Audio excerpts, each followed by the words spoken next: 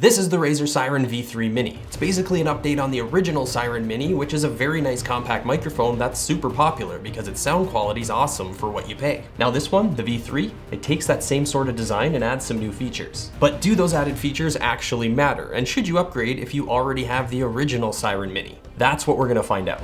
If you unboxed a Razer product before, you'll be really familiar with this. It's pretty much the same package as the original Seiren Mini and a lot of Razer's other products. This is a little quick start guide with some instructions to get you set up and running. It's a plug and play microphone, so how much time you spend reading this is gonna be up to you. There's some Razer logo stickers. They give you a USB-A to USB-C cable. It's about 1.2 meters or 4 feet long. That's enough to get the microphone in front of you, but it can be a little short if you have a really big setup. That's the little support rod that's gonna connect the mic capsule to the stand. Just gonna put it aside for a second. This is the stand base. It's got some soft padded material on the bottom. That's gonna help keep it from sliding around all over your desk, and it should also help absorb a little bit of vibrations. Now we can take this little piece and screw it down onto the threads of the base. And now that's ready for the microphone. And here it is. It's a similar size and shape to the original, but it's got a more clean and modern look. I really like it. There's a threaded mount down there on the bottom that's gonna connect to the stand or to a boom arm if you'd prefer to use it that way. And up at the top, we now have this really nice tap to mute sensor. Setting it up is as easy as this right here. Watch. Screw the microphone down onto the stand, plug in the USB-C end of the cable into the mic, plug the USB-A end of the cable into a port on your computer. That's it, it's plug and play, so your PC should recognize it right away and you can start using it. And if you have Synapse installed like I do, you should be able to see the mic in there as well. The whole thing's really lightweight, about 235 grams without the cable. It's an all plastic build, except for the threads down here where they connect to the base, and also the threads at the bottom of the mic capsule itself where you're gonna connect to a boom arm if you plan to use it like that. And that's a good thing because you can sometimes strip those if they come with plastic threads. I've seen that on some really cheap microphones before, so at least we've got some metal down there. It does feel solid and not like it's gonna break if it happens to fall off your desk, although who really knows until something like that happens. For a desktop microphone, I think the build quality is just fine. It's not a mouse or a keyboard that's gonna have to take a beating day in and day out every single time you play a game. It's a microphone, it's gonna sit on your desk and pick up your voice, and that's it. The size and shape's very similar to the original Seiren Mini, and that's to say it's small, compact, and portable. Compared to something the size of the HyperX Quadcast, it really is mini. And that makes it a lot less noticeable and distracting on your desk. Whether or not that's a good thing is really gonna come down to your preference though.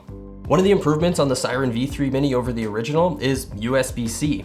The old one, the original Seiren Mini, had a stupid micro USB connection. That is super uncool. So thank you, Razer, for finally giving us a proper, modern, and versatile connection, something that really should have been there in the first place.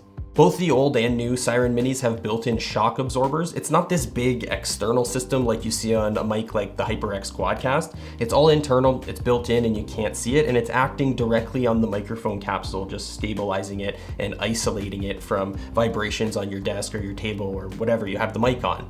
We're gonna test it out in just a few minutes when we look at the audio quality, but based on my experience with the original, I think it's probably gonna do a pretty good job at reducing vibrations. The top of the V3 Mini now has a tap to mute button, a feature completely missing from the original. This is a big deal as far as I'm concerned. Having manual control over the mute function is just so much better than having to rely on software. Just tap the switch to toggle between muted and live. The little LED on the front changes from green when live to red when muted. It's very simple and it does what it needs to do, plus a little bit more. A double press will increase the volume or gain, and a triple press will lower it. To be perfectly clear, I would much prefer an actual knob or dial on the microphone body to be able to take control of that gain or volume. The fact that it's missing is one of my biggest complaints about the Seiren Minis in general. But with the V3, at least you can take some sort of manual control over the gain with this function. It's not the best way to do it, but it is better than nothing. I've got both of these microphones sitting right in front of me. It's the V3 Mini over here, and it's the original Seiren Mini over here. They are side by side. They are the same distance from me speaking, and I'm gonna take these audio recordings, drop them into the video completely unedited without any enhancements or effects or anything like that. So what you hear is what you can expect to get. I'm gonna run it through a few different test setups. We'll move them around the desk. We'll do some typing tests, click with the mouse and stuff like that so that you can hear what it's like in an actual scenario where you might be gaming, streaming, doing content creation, or whatever. Hopefully this test will be enough to give you an idea which one of these you like better, if any. Both of these mics are using 14mm condenser capsules to capture audio, and they both use a supercardioid pickup pattern, which is a tighter pattern compared to just standard cardioid. And that should give it a bit more off-axis rejection to help isolate your voice from other unwanted noises and sounds happening around it. Stuff like keyboard presses and mouse clicks. But it's really going to depend on where you position the mic in relation to all that stuff.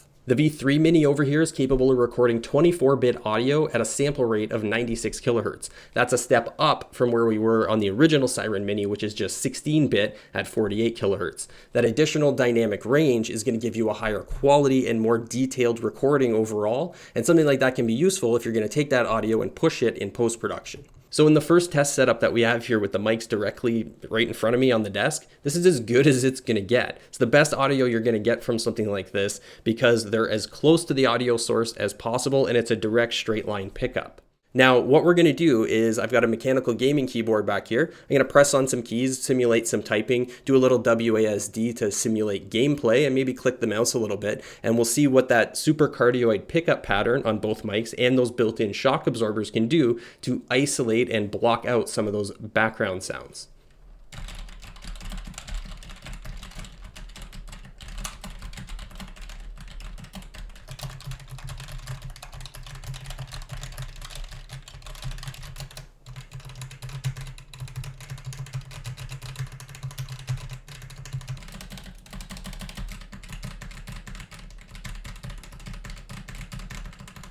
For the next test, I took the mics and I put them on the other side of the keyboard. I think this is a much more realistic and more practical way to use a desktop microphone like these because it's not in your way, it's not distracting.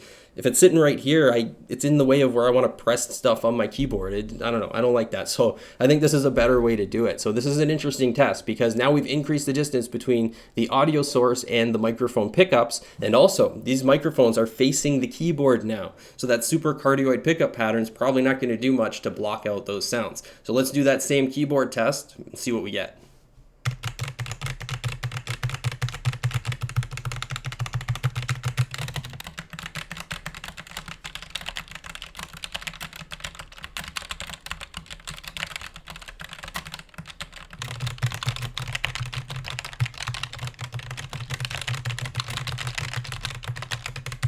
This last test is what I consider to be the best in terms of being actually useful. The mics get pushed off to one side of the monitor. In my case, I put it over here, but you could put it on whatever side you want. The idea here is now not only is it out of the way of the keyboard, but it's not sitting in front of your face obstructing your view of the monitor. Even if it's not sitting right in front of the monitor, it's in your field of view. And I don't know, maybe I get distracted easy, but for me, I find that super distracting. I don't like that. So this is usually how I will use a desktop USB microphone. I stick it off to one of the sides. So that's what we've got here. Now, here's the interesting thing.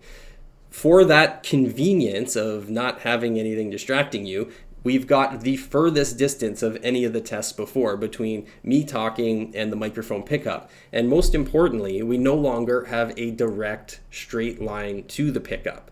So I'm talking this way towards the camera and the microphone's picking me up on like this off-axis angle sort of thing. So we're going to get probably by far the worst audio quality yet in this setup. But like I said, it's still the most practical as far as I'm concerned. So I'm going to do that keyboard test one more time and see what we get this way.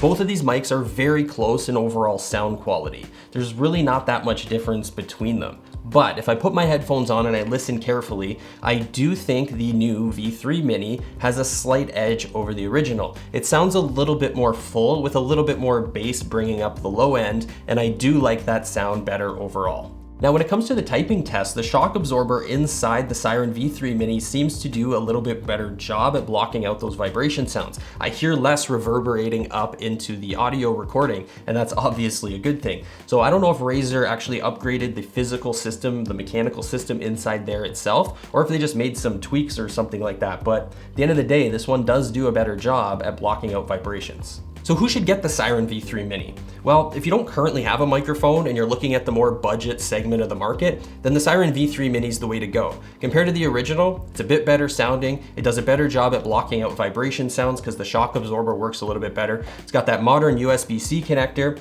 and it's got that big tap to mute button up on top, which actually makes a really big difference in terms of overall usability.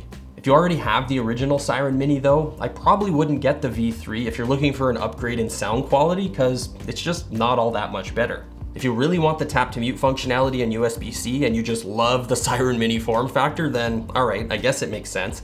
But if you want a real upgrade that's gonna sound noticeably better, I'd recommend saving up a little bit of extra cash and going for a higher tier mic. I'm gonna have all the specs and details and information for you down in the description of this video, so go ahead and check that stuff out. I'll have some purchasing links there as well, so if you wanna pick one of these up, you can do that. Tell us in the comments what you think of the new Seiren V3 Mini. Is it actually a worthwhile upgrade over the original or not? Get subscribed on your way out, and we'll see you soon.